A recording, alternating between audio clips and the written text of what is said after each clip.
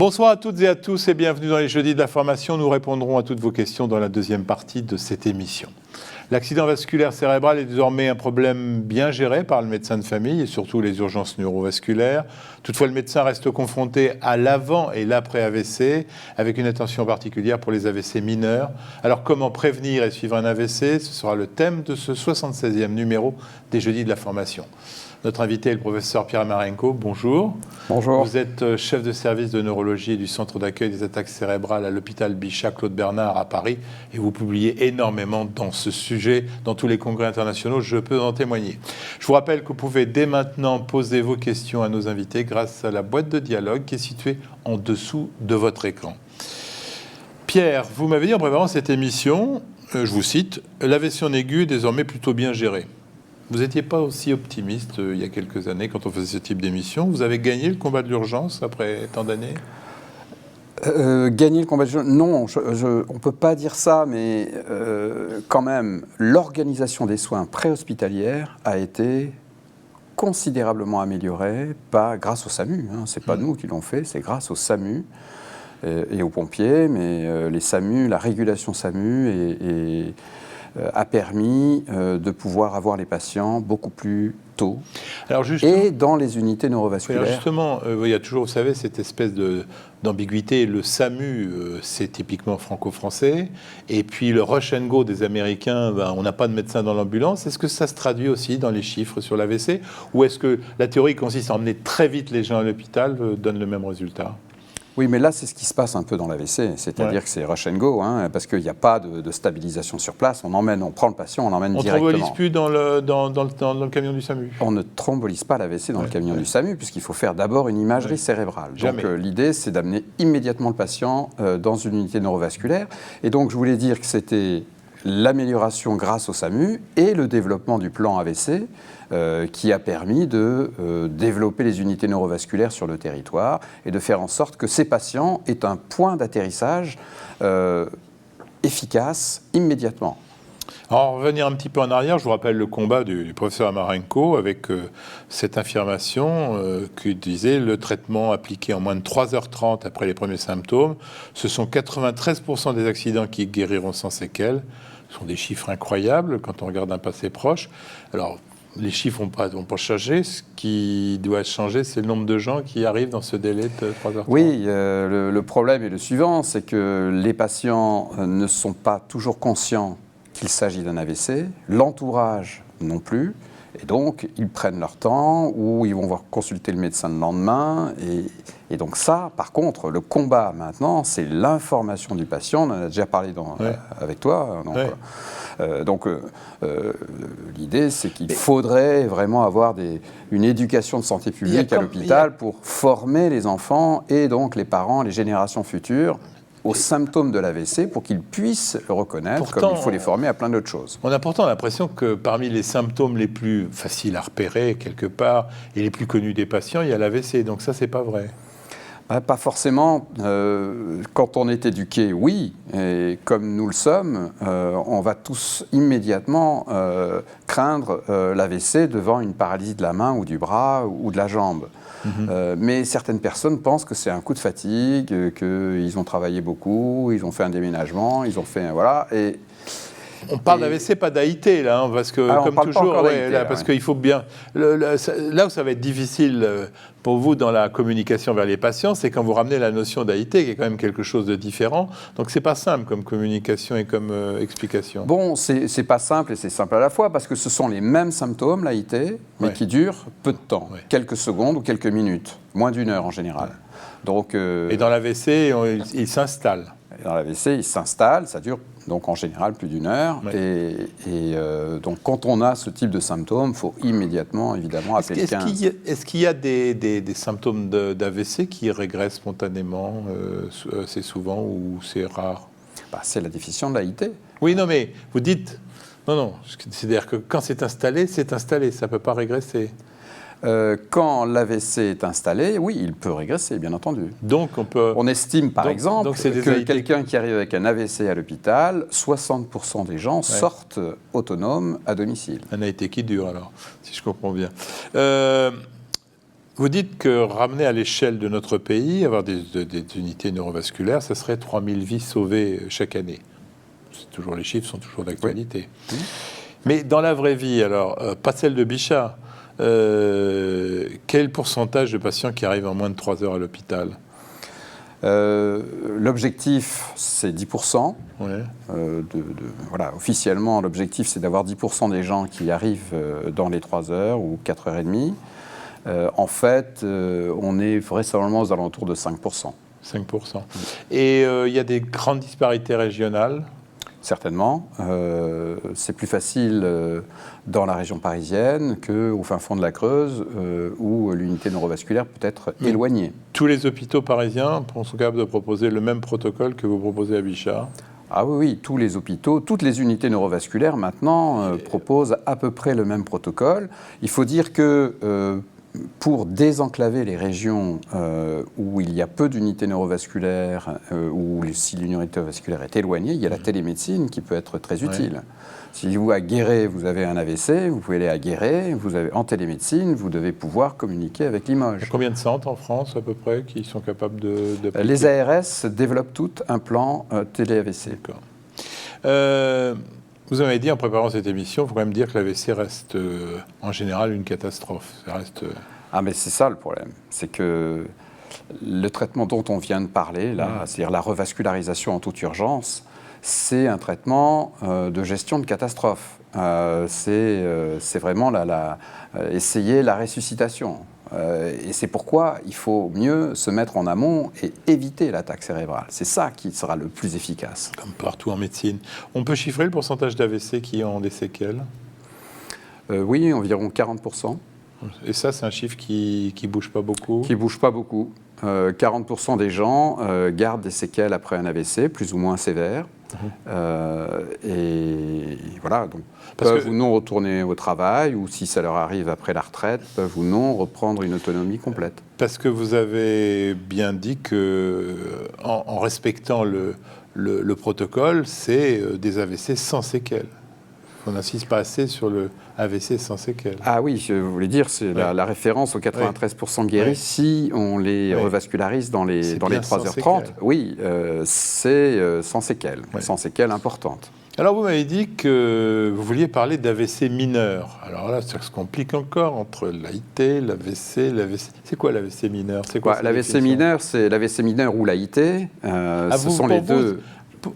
L'AIT, c'est le patient qui a des symptômes pendant quelques minutes ou moins d'une heure, qui va régresser en totalité. L'AIC mineur, l'infarctus mineur, c'est un patient qui va avoir un déficit neurologique avéré, qui est peu sévère. Et qui peut être mis en évidence par son médecin. Qui peut être mis en évidence, c'est un patient qui a un petit déficit moteur de la main ou de la jambe, peut-être même un déficit aphasique, et quand on fait le score neurologique qu'on appelle le NIHSS, qui est inférieur à 5. Voilà, et donc c'est quelqu'un qui a un AVC, mais qui peut encore marcher, par exemple. Bon, témoin d'un doute, les médecins aujourd'hui sont alertés et doivent avoir le même protocole qu'un AVC majeur. Oui, absolument. On appelle le 15 aussi devant un AVC mineur ou pas ? Ah oui, absolument. Il faut appeler le 15 parce que un AVC mineur peut être lié à une occlusion intracrânienne, par exemple, auquel cas on sera tenté d'essayer de la revasculariser tout de suite, si on est dans les temps.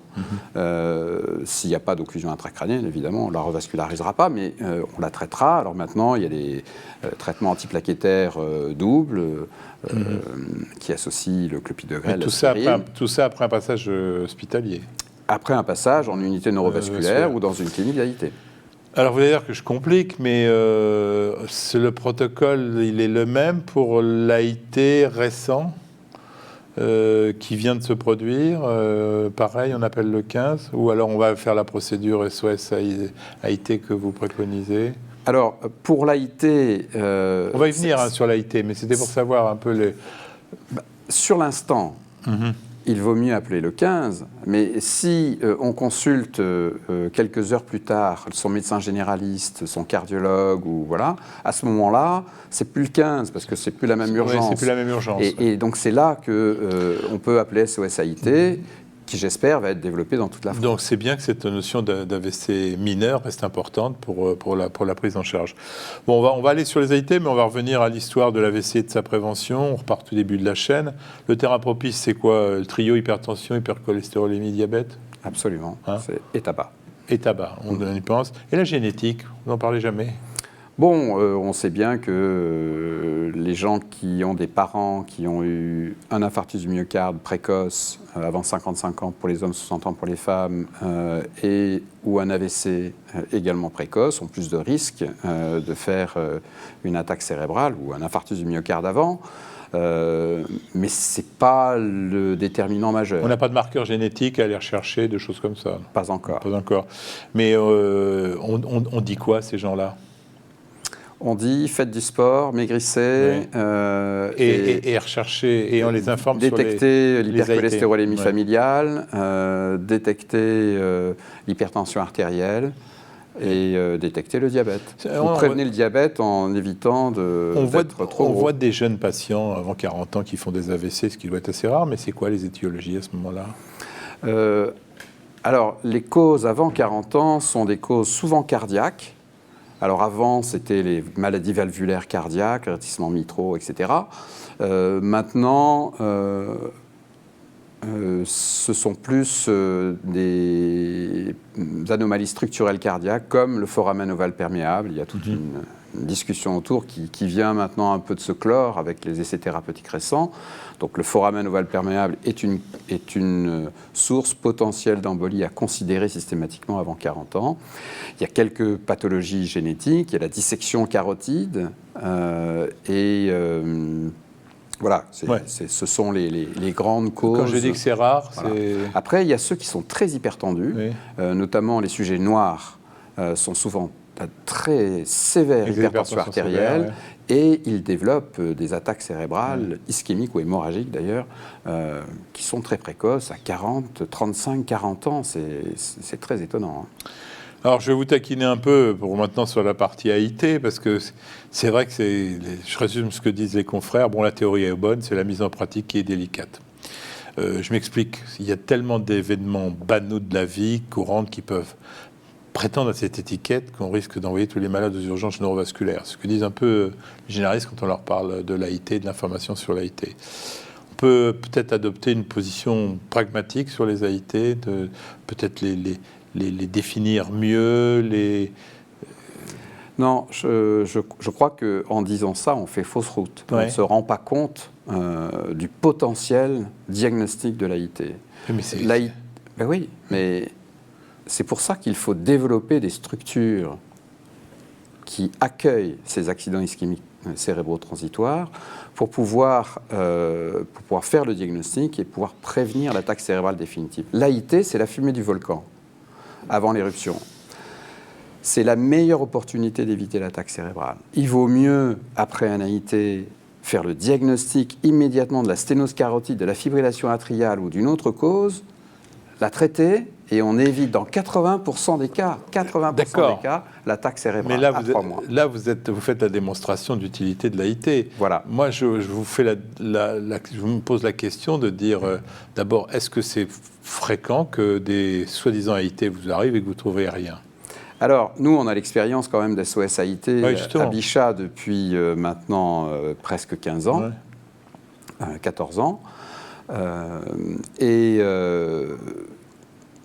Les AIT dits mimiques, c'est-à-dire des patients qui ont des symptômes Canada Dry, qui ressemblent à un AIT mais qui n'en sont pas, c'est suivant les années entre 20 et 22%.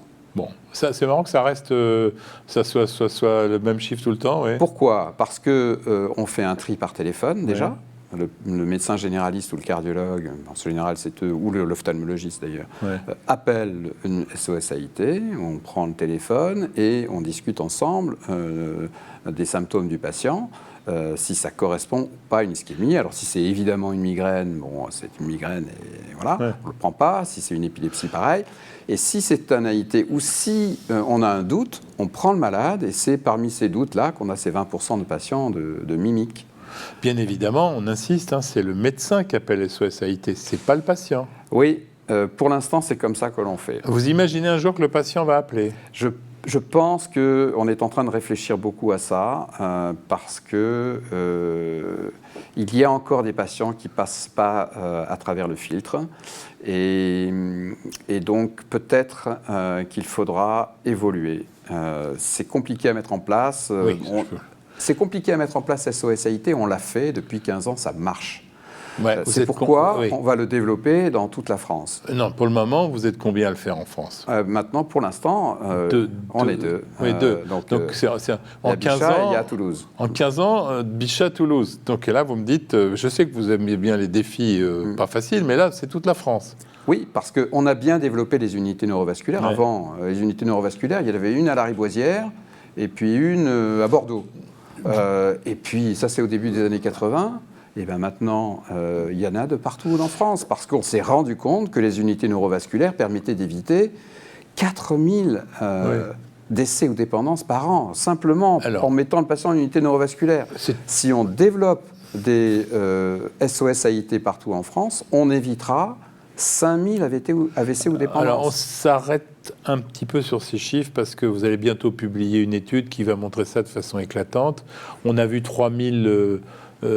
décès évités par les unités neurovasculaires. Là, vous dites, on monte encore d'un cran, SOS AIT, 5000. Mais oui, énorme. Mais oui, parce que, quand je vous l'ai dit, quand on diagnostique l'AIT immédiatement, dans les 24 heures, et qu'on le traite, dans 80%, on évite 80% des AVC. Oui. On sait que 25% des AVC sont précédés d'AIT. Donc en théorie, si les 25% sont vus, eh bien, on évitera 5000 AVC. Vous savez combien de médecins, sur 100 médecins de votre région, sont conscients de l'existence de SOS AIT? Vous avez fait des études là-dessus? Sur l'Île-de-France? Oui, sur ceux qui... c'est simple, parce qu'on fait un routage à tous les médecins d'Île-de-France régulièrement. Donc ils sont censés tous être au courant? Ils sont censés tous être au courant. Ils ne le sont pas tous, forcément. On prend le listing de la Poste. Oui, mais ça veut dire que quand même, vous avez ce screening qui a été fait, qui ne sera plus fait si vous avez directement accès aux patients. C'est sûr que ces 20-22% de faux AIT va sans doute augmenter. Oui, sauf qu'il y aura un tri encore plus important. C'est un neurologue qui fait le tri, ou ça pourrait imaginer que la délégation de tâches, le jour où elle arrive dans ce pays, ce qui n'est pas le cas, puisse être faite par quelqu'un qui... Non. Aux heures de travail, dans la journée, c'est l'infirmière de l'hôpital de jour, qui est une infirmière praticienne, que l'on a formée. Donc on en a 3 qui ont tout un DU d'éducation thérapeutique et qui ont été formés sur les symptômes de l'AIT et qui répondent aux médecins. Et puis, si elles ont un doute, elles passent le téléphone au senior neurovasculaire. Donc, on peut imaginer que si on s'occupe de toute la France, on aura le personnel suffisant pour faire ce travail. Il faut absolument que les infirmières soient partie prenante là-dedans. C'est très important. Vous avez donné le pourcentage d'AIT qu'on retrouve dans les histoires dans l'histoire de tous les AVC. C'est-à-dire que 25% des AVC sont précédés d'AIT. Oui. Il y a sûrement des AIT plus fréquents que les autres, quand même, non? Oui, il y en a des plus fréquents. Justement, on ne pourrait pas travailler là-dessus déjà dans un premier temps plutôt que de vouloir donner une liste totalement exhaustive. Je sais que votre côté hôpital universitaire fait qu'il faut être précis, mais en communication ou en information, on peut peut-être... Oui, mais quand un patient... je prends l'exemple d'un patient qu'on a eu il n'y a pas très longtemps, qui avait des paresthésies répétées de l'index. Oui. Répétées. Bon. Ouais. Sténose hyperserrée de la carotide, opérée, il a été une attaque cérébrale. Ok, d'accord. Les évoquer, c'est pas les provoquer. Les AIT, c'est-à-dire... Les évoquer, c'est pas les provoquer. C'est-à-dire que... Ah oui, que les gens se trouvent des symptômes qu'ils n'auraient pas. Ah, mais ça, c'est toute la difficulté de la médecine, et c'est la beauté de la médecine, de pouvoir rassurer un patient et de pouvoir lui dire non, vous avez raison, il faut y aller. De toute façon, l'attitude des gens, c'est de dire aux gens, vous avez raison d'appeler, non pas les critiquer, parce que... certainement, il faut bien toujours c'est ce qu'on dit toujours, mais il vaut mieux appeler. Vous avez parlé des personnes à risque tout à l'heure. Est-ce qu'on doit les informer plus sur les AIT que les autres, tous les gens qui ont des parents d'antécédents, il y aurait une information à faire? De façon générale, on sait bien que ceux qui ont eu l'expérience d'une attaque cérébrale dans la famille, qu'elle soit transitoire ou constituée, sont plus réactifs parce qu'ils ont finalement été éduqués par le cas sur le terrain, sur le tas, si je peux dire. Voilà, il faudrait mieux les éduquer à l'école, ça c'est sûr. Pour vous, c'est un problème de communication grand public ou un déficit de formation des médecins? Non, les médecins sont formés. Ouais. Je pense que c'est un problème d'éducation de la population. Mais il y a un énorme problème d'éducation de santé publique en France. Quand il y a un AIT, avant d'envoyer, le médecin généraliste doit faire un examen neurologique soigneux, parce qu'on sait que c'est long, ou se débarrasser. L'examen neurologique soigneux, on n'est pas obligé d'aller faire les séquences de Luria chez tous les patients qui ont un AIT. Mais voilà, vérifier que le patient a un déficit moteur, un trouble de la sensibilité, un trouble du champ visuel. C'est les 3 grandes choses qu'il faut voir. Ou une ataxie, il faut le faire marcher et voir s'il y a une ataxie à la marche. Bon, il y a 4 grandes choses à vérifier.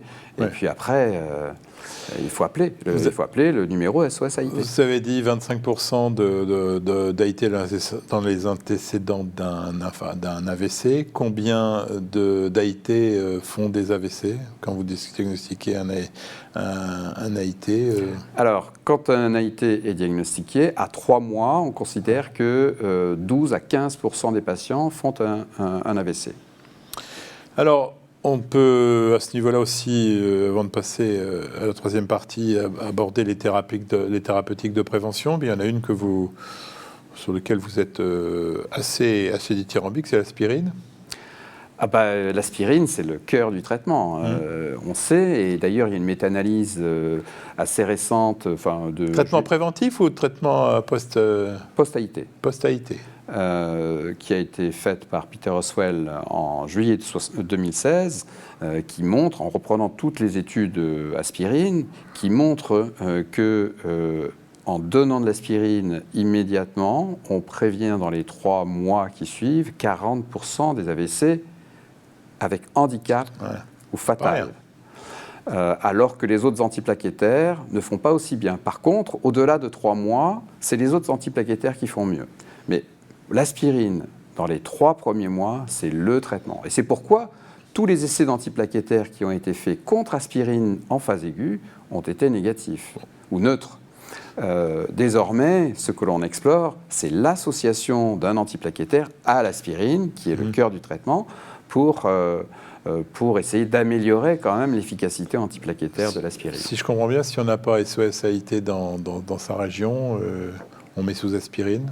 Alors, de toute façon, moi, ce que je conseille toujours aux patients qui ont un AIT, c'est-à-dire qui n'ont plus de symptômes au moment où on appelle au téléphone, c'est de donner 300 mg d'aspirine.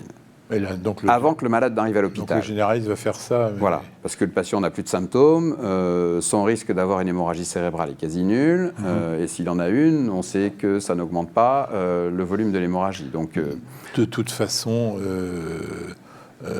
il faut absolument s'aider d'une consultation spécialisée, parce que j'essayais de vous dire, oui, peut-être que l'aspirine suffit pour... Non. Ah non, l'aspirine ne va pas suffire, parce que s'il y a une sténose carotide serrée, il faut l'opérer, parce que le risque, alors là, il est plus de 15%, il est bien plus élevé que ça.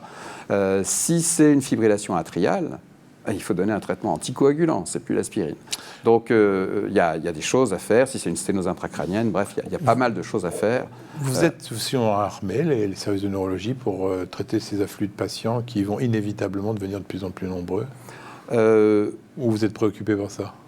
Disons que ce qu'il faut, c'est convaincre nos radiologues, mais disons que le groupe de travail que l'on fait actuellement avec la DGOS sur les SOS AIT à développer en France va permettre d'améliorer ça, c'est de faire en sorte que l'IRM de diffusion devienne le gold standard du diagnostic de l'AIT, car vraiment l'IRM, l'AIT c'est le triomphe de l'IRM.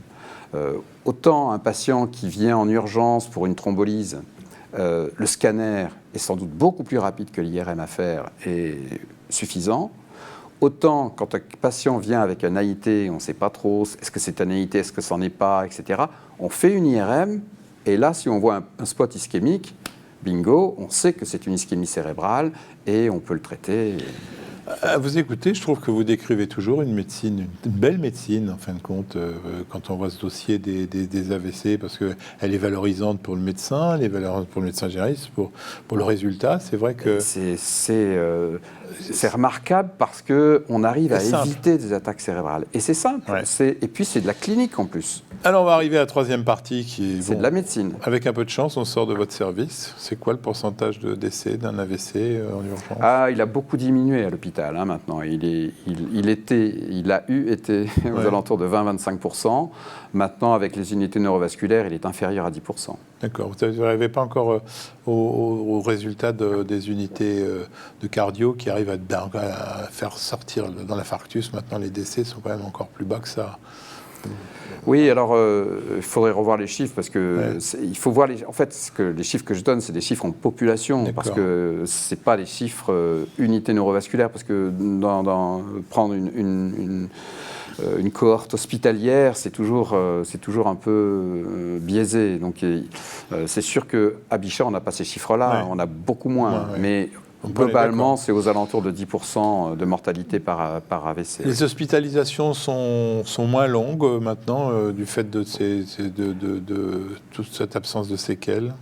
Absolument. On devrait, globalement pour l'AVC, on devrait avoir des durées moyennes de séjour qui sont aux alentours de 5-6 jours maximum. Avec une retour à la vie normale assez rapide. Avec retour à la vie normale pour ceux qui retrouvent une autonomie.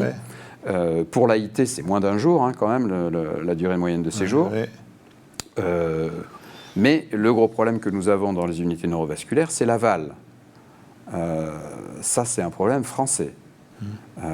Problème qui n'existe pas en Angleterre, qui n'existe pas en Allemagne, qui n'existe pas en Suisse, pas en Espagne, en Italie.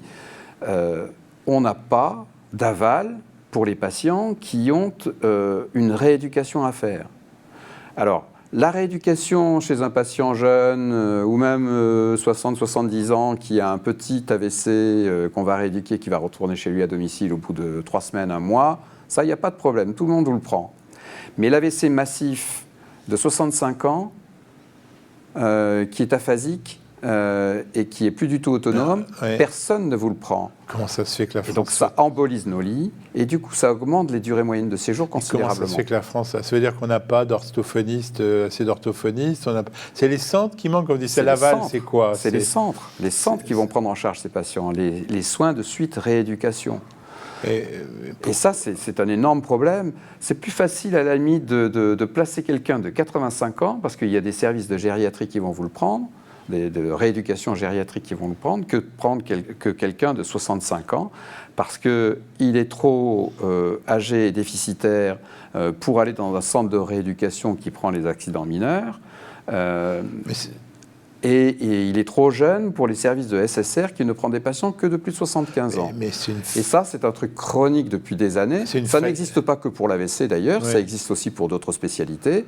Mais je trouve qu'à l'assistance publique, depuis 40 ans que ce problème, ou 50 ans que ce problème est posé, on n'a pas été foutu de développer un hôpital, avec tous les regroupements hospitaliers que l'on fait, on n'a pas été foutu de développer un hôpital où on est un grand, énorme centre de rééducation, de soins de suite rééducation, où on puisse prendre enfin ces patients pour nous désemboliser, parce qu'on a ces patients qui restent dans un lit, en 3 jours on a fait le bilan, ils pourraient sortir tout de suite en rééducation, et ben non, ils sont là, ils sont dans Et c'est une absence de chance de récupération de ne pas commencer... C'est surtout une absence de chance pour ceux qui ne sont pas encore arrivés à l'hôpital, qui n'ont pas de lit. On peut penser aussi que ceux qui ne commencent pas la rééducation, c'est une... Bon, on la commence dans les services de donc vous, pour vous, c'est une part de chance pour ceux qui auraient pu occuper ce lit-là et pas pour le futur. Il y a des facteurs qui prédestinent le patient à une meilleure récupération des séquelles que d'autres? Sans doute, d'abord l'âge est un facteur majeur.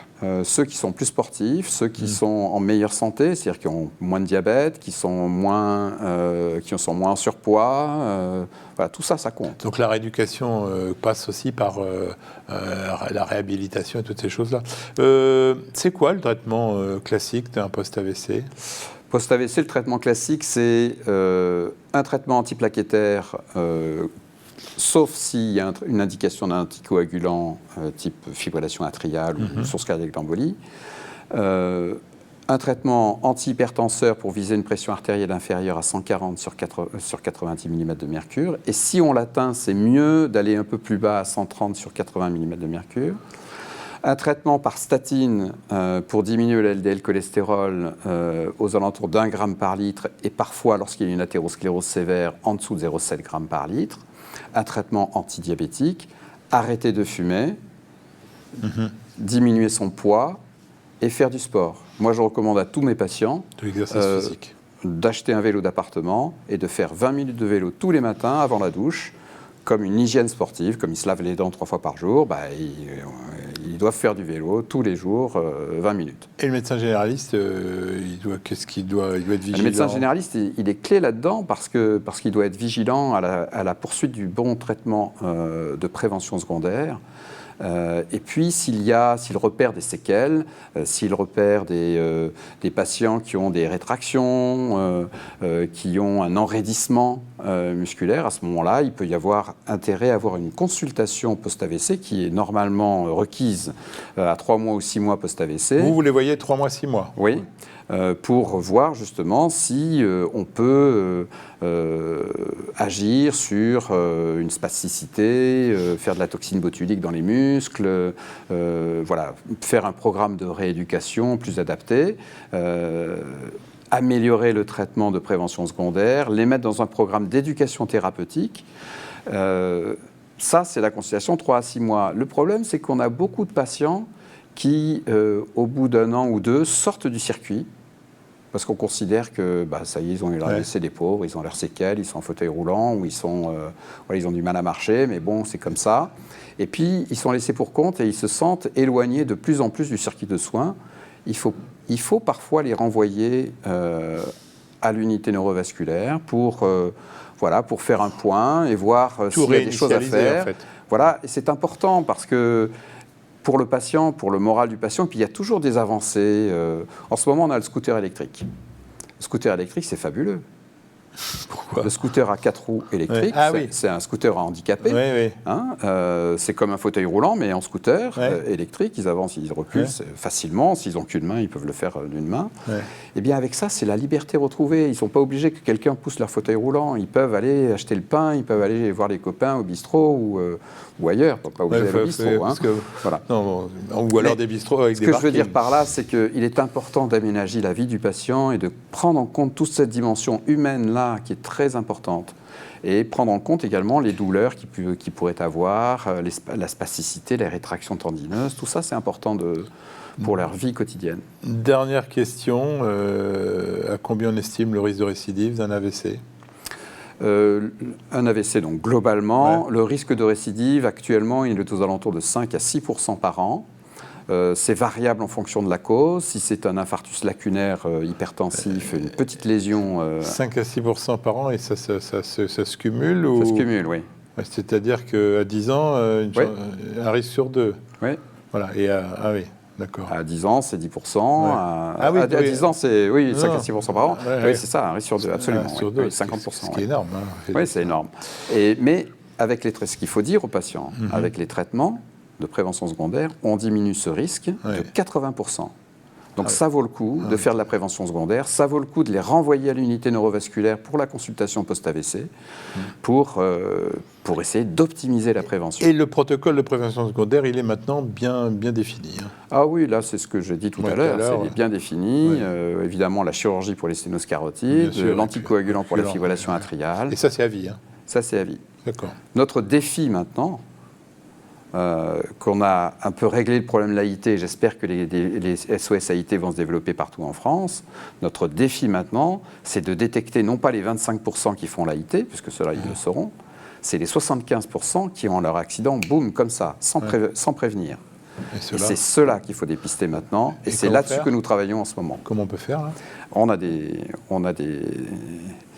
éléments en cours, des travaux en cours qui vont permettre... qu'il va falloir qu'on leur fasse une émission pour les 75% comme ça. Dans les quelques... on passe à vos questions, on n'a pas beaucoup de temps et voilà, on va essayer d'en traiter quelques-unes. Quelqu'un qui dit effectivement on critique toujours le système français, mais on dit qu'à l'étranger c'est moins bien. Apparemment, ça pourrait être le cas pour le post-AVC. Là. Vous avez beaucoup choqué en disant qu'on était vraiment au banc de l'Europe. Pour la prise en charge de post-AVC, des soins de suite rééducation, mais c'est pas que pour l'AVC, hein, c'est pour un peu toutes les pathologies. C'est vraiment...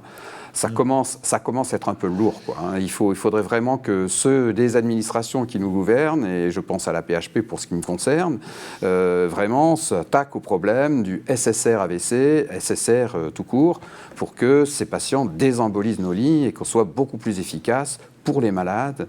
Vraiment, voilà, il faut maintenant passer à l'action. Si les patients se présentent spontanément aux urgences en faisant la promotion des AIT, pensez-vous pas qu'il y aura une perte de chance si le circuit des urgences est mal établi en fonction du manque de personnel? Bon, c'est comme tout, regardez l'infarctus du myocarde. Maintenant, il y en a combien qui arrivent aux urgences? Maintenant, ils passent par la régulation, ils arrivent tous dans les USIC. Je pense que pour l'AIT, petit à petit, les choses vont se faire comme ça, surtout s'il y a des SOS AIT partout en France. Les médecins généralistes auront le numéro SOS AIT, ils appellent et c'est fini, c'est réglé. Moi, j'ai un conseil à donner aux médecins dans leur pratique. Pensez à leur faire un dextro avant des signes neurologiques pour éliminer une hypoglycémie. Ça fait partie, évidemment, devant tout symptôme transitoire. Il faut penser à l'épilepsie, la migraine, l'hypoglycémie et l'AIT. Justement, un autre qui dit la migraine est-elle le principal piège et les tumeurs cérébrales, vous n'en avez pas parlé.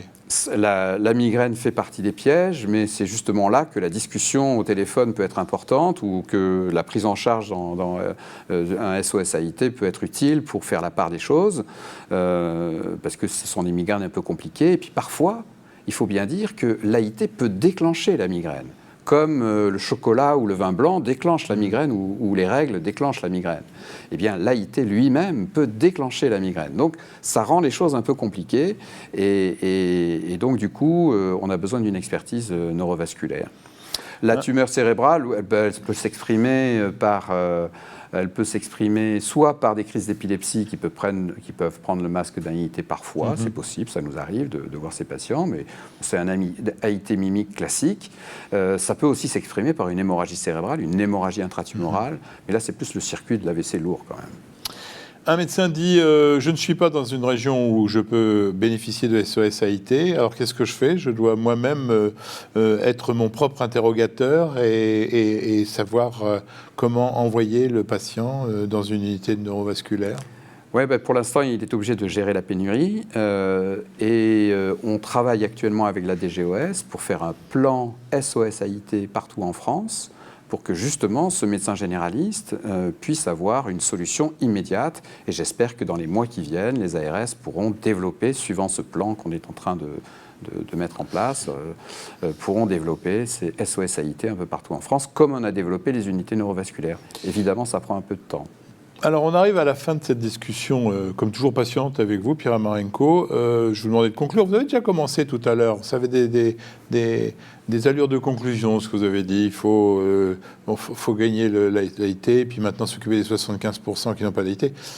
Moi, je trouve que c'est pas encore gagné, hein, l'AIT. Hein. Je vous trouve bien optimiste quand même là-dessus. Non, c'est pas gagné, mais franchement, là, on a fait un registre international, le TIregistry.org, qu'on a publié dans New England l'an dernier, qui montre que quand les patients arrivent dans des cliniques d'AIT, le modèle qu'on a produit à Bichat, et qui a été donc maintenant reproduit un peu partout dans le monde, est efficace. On réduit de 50 à 80% le risque après l'AIT.